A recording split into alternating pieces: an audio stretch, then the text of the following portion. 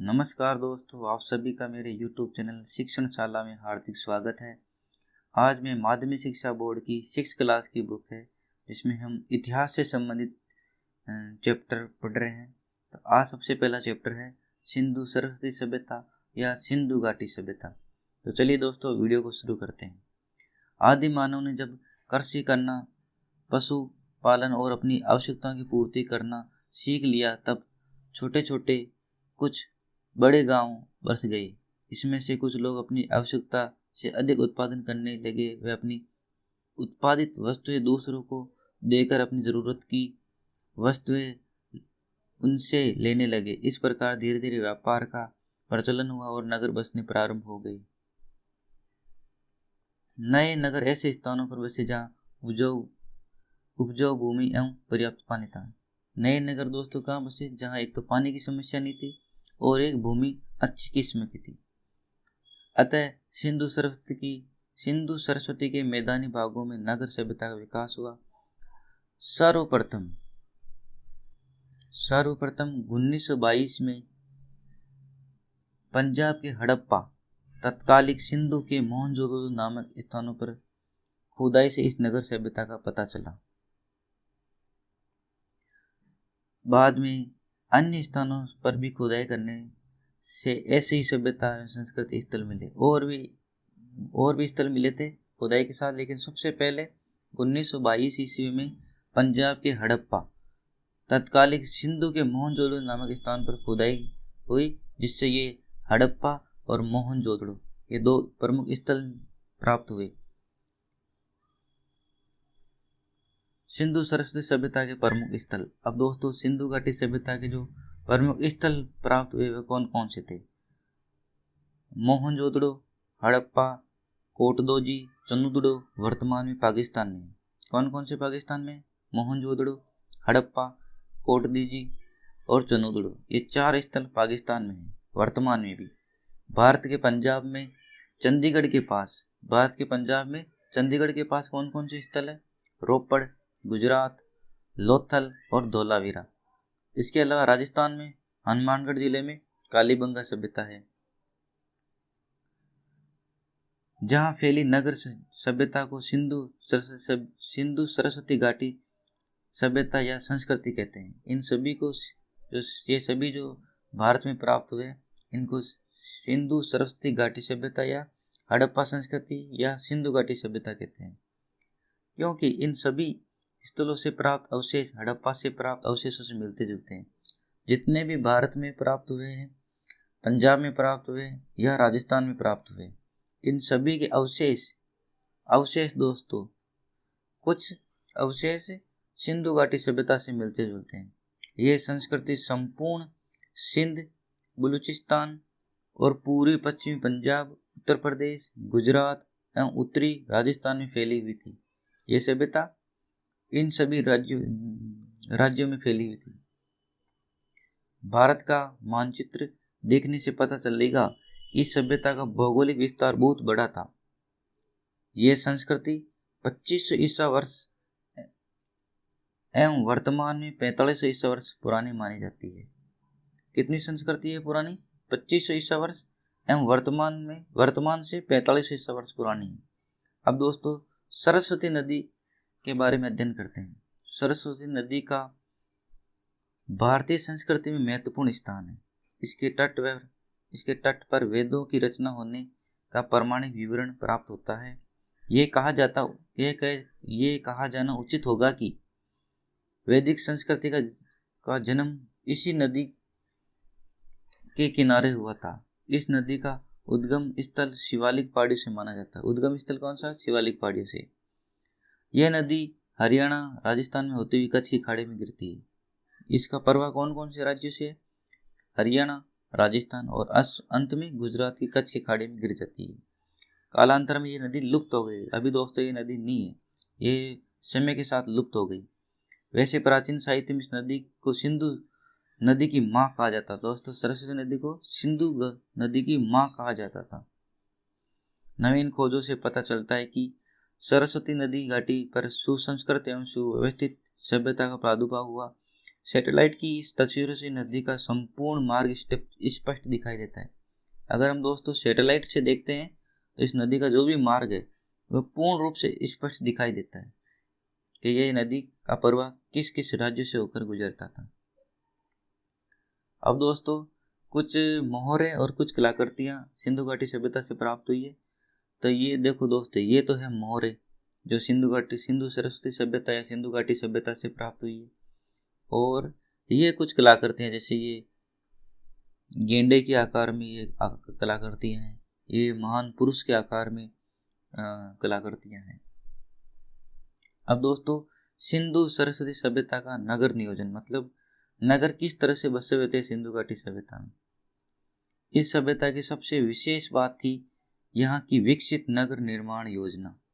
हड़प्पा एवं मोहनजोदड़ो दो नगरों के अपने दुर्ग थे। हड़प्पा और मोहनजोदड़ो के अपने दुर्ग थे जहाँ शासक वर्ग के परिवार रहते थे। हड़प्पा और मोहनजोदड़ो में दुर्ग प्राप्त हुए हैं जहाँ शासक वर्ग रहते थे। प्रत्येक नगर में दुर्ग के बाहर एक उससे निम्न स्तर का शहर था जहाँ ईंटों के मकानों में नगर के अन्य लोग रहते थे। इस नगर भवनों के बारे में विशेष बात यह थी कि ये जाल की तरह फैले थे, यानी सड़कें एक दूसरे को समकोण पर काटती थी और आयताकार खंडों में विभाजित हो जाता था। ऐसा अनुभव किया जाता है कि बाढ़ या आक्रमण के समय वे गढ़ की ऊंचाई में जाकर शरण ले लेते थे। जितने भी ये निम्न स्तर के जो लोग रहते थे, जो कि गढ़ से नीचे रहते थे, जब युद्ध होता था तो ये ऊंचाई वाले स्थानों पर जाकर शरण ले लेते थे। हड़प्पा के दुर्ग में सबसे अच्छी इमारत धान्यगारों की थी। धान्यगार दोस्तों जहां अनाज रखा जाता था उनको कहा जाता था धान्यगार। ये आयताकार में नदी के पास बनी होती थी। संभवतः नदी के रास्ते से माल नावों से लाया जाता होगा और गोदामों में रखा जाता होगा। नगर के इसी भाग में भट्टियां थी जहां धातुगार तांबे, कांसे, टिन आदि वस्तु तैयार होती थी। इन भट्टियों से ये औजार तैयार होते थे, तांबे के, कांसे के, टिन के। खुदाई में सभा भवन, बाजार चौक, स्नान कुंड आदि मिलते हैं जो उसकी नगर नियोजन को सुव्यवस्थित योजना की जानकारी देते हैं। ये सभी प्राप्त होते हैं। सभा भवन, बाजार चौक, स्नान कुंड, जिससे ये पता चलता है कि सिंधु घाटी सभ्यता कितनी सुव्यवस्थित तरीके से बसी हुई थी। अब दोस्तों सिंधु घाटी सभ्यता की भवनों के बारे में जानकारी प्राप्त करते हैं कि भवन किस तरह से बने होते थे। नगर का जो भाग जनसाधारण के रहने के लिए था यह योजनाबद्ध तरीके से बसाया गया था।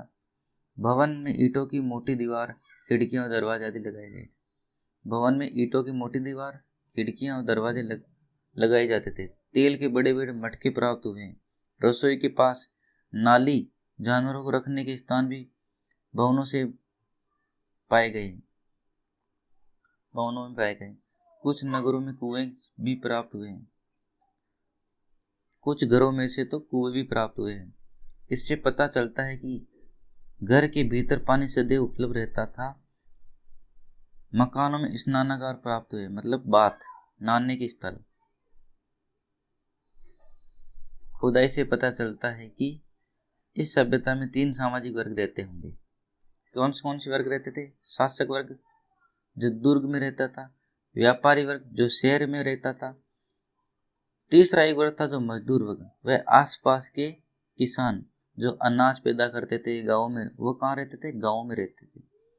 खंडरों से पता चलता है कि वे भवन अपनी आवश्यकता के अनुरूप बनाते थे। भवन खुले, चौड़े, बड़े थे। घर का गंदा पानी निकालने के लिए नाली प्रिय जमीन में दबाकर बनाई जाती थी ताकि गंदगी नहीं हो, पानी अंदर का अंदर ही निकल जाए। अब दोस्तों सिंधु सरस्वती सभ्यता के पुरावशेष जो अवशेष प्राप्त हुए उनके बारे में जानकारी प्राप्त करते हैं।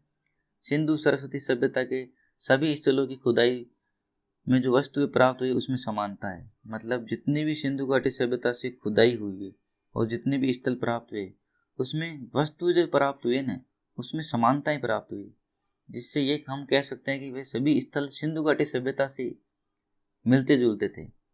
इन वस्तुओं से उस समय के नागरिकों के रहन सहन एवं जीवन स्तर का पता चलता था। इन वस्तुओं से हम अनुमान लगाते हैं कि उस समय के लोग किस तरह से रहन सहन था, उनका जीवन किस तरह की वस्तुओं से जीवन यापन होता था।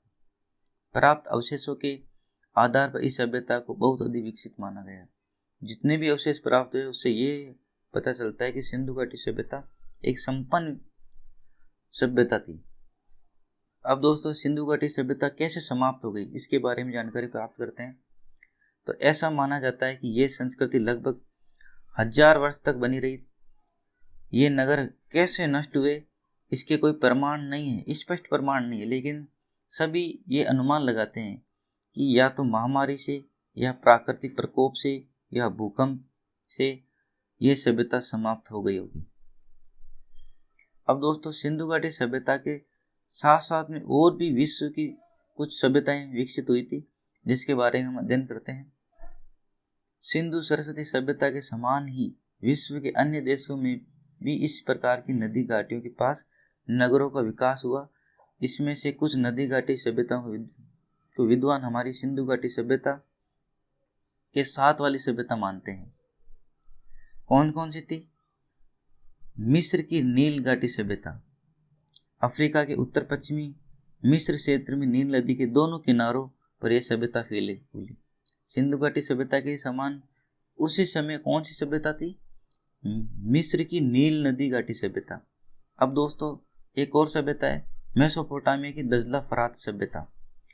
वर्तमान इराक के दोआब मेसोपोटामिया तथा मेसोपोटामिया स्थान पर दजला एवं फरात नामक नदियों के भूभाग पर यह सभ्यता विकसित हुई। इसी क्षेत्र में सुमेरिया, बेबीलोनिया और अर्सिया आदि सभ्यताओं का विकास हुआ। इसी क्षेत्र में सुमेरिया, बेबीलोनिया और अर्सिया की सभ्यता का भी विकास हुआ। अब दोस्तों, इसी समय दो सभ्यताएं तो होगी, मिस्र की नदी घाटी सभ्यता, मेसोपोटामिया दजला फरात सभ्यता। अब तीसरी सभ्यता थी उसी समय जब सिंधु घाटी सभ्यता का विकास हुआ था, चीन की हवांगडो सभ्यता।